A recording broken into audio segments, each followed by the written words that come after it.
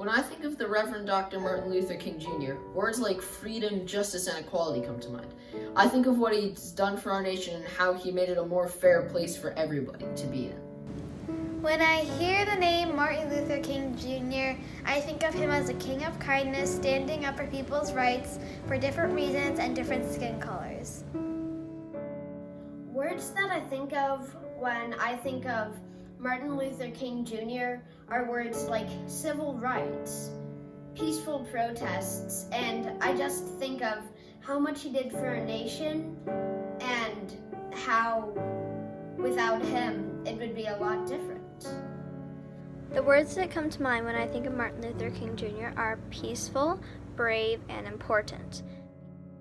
When I hear the name Martin Luther King Jr., I think of voting rights for all people in America, no matter what skin color. Go Georgia!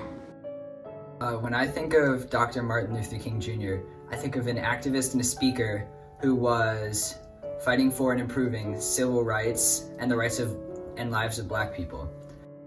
When I think about Dr. Martin Luther King Jr., this is what comes to my mind.